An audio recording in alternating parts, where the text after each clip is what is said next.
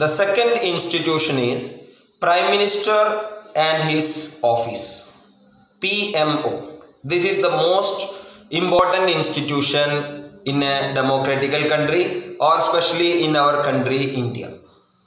This post, the Prime Minister, is not elected directly by the people. Indirectly. How? Who appoints the Prime Minister?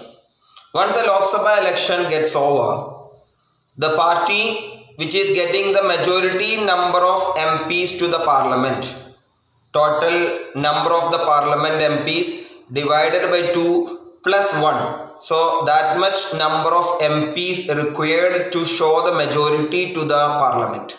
Its leader will be called by the president to become the Prime Minister. If a single party is not getting majority, then it goes to the coalition. Its leader, the suggested leader by these coalition parties, will be selected by the president to become the Prime Minister. If no parties are getting majority, even though coalition also not getting majority, then the power goes to the president to select a person who can get the majority in the parliament. So like that the selection of Prime Minister goes. Once the Prime Minister is elected, then it is his turn to select the ministers under him. He pick up the ministers. If his party is having majority to the parliament, then the main leaders of his party become the ministers normally. If his party is alone not getting the majority, then from the coalition also he pick up the leaders, the most important leaders of the coalition parties. The other parties also will become the ministers. He will give the name to the president of that people. Then the ministers also will come into power. A person who is not an MP of any of the house can become the minister, but only one condition: within 6 months he should be elected as an MP of Rajya Sabha or Lok Sabha. This is also important. This is in the case of state legislative assembly also. To become a minister, within 6 months he should be elected an MLA. That is also important here. So these are the ways the ministers and the Prime Minister and all elected. Now there are three groups of ministers comes under the Prime Minister. First one is cabinet ministers. Second one is independent charge state ministers.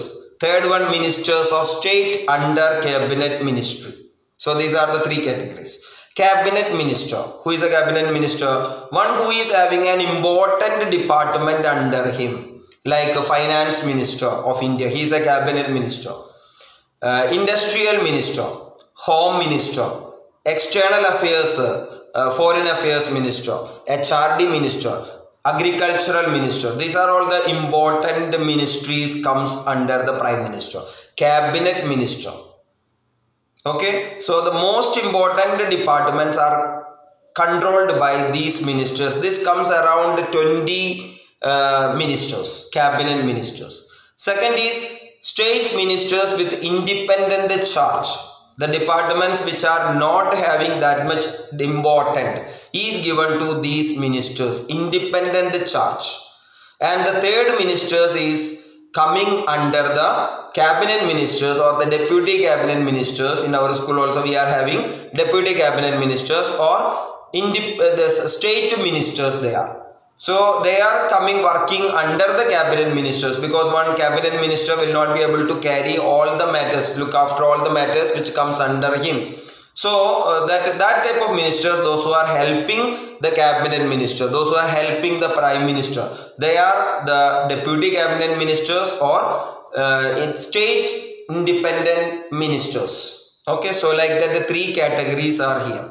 These all together called as Council of Ministers. And mostly the meeting of all the ministers are not practical. Around 80 ministers are there in the cabinet, in the Council of Ministers. It is very difficult to call the meeting of all the ministers together all the times.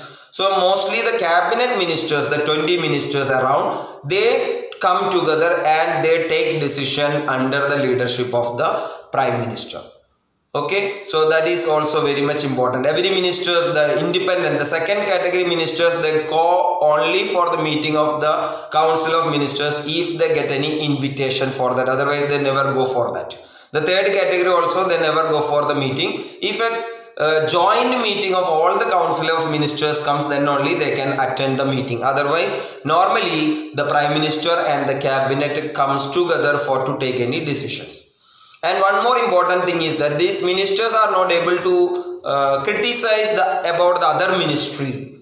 Even though they will have their own opinion in many of the matters, personal opinion, they are not supposed to say anything publicly. They are not supposed to criticize about another ministry. This is what is called as collective responsibility of the government. No one should speak against the another minister publicly or any media or any other places. Okay, next we are going into the powers of the prime minister. Prime minister's powers, about that it is not mentioned too much, but still we are understanding that prime minister chair the meeting of the cabinet ministers. He addresses the meeting. He is the leader of the cabinet minister whenever the meeting occurs. If any disputes occurs between the ministers, it is finally in the hands of the prime minister. Prime minister decides the final decision in all these cases.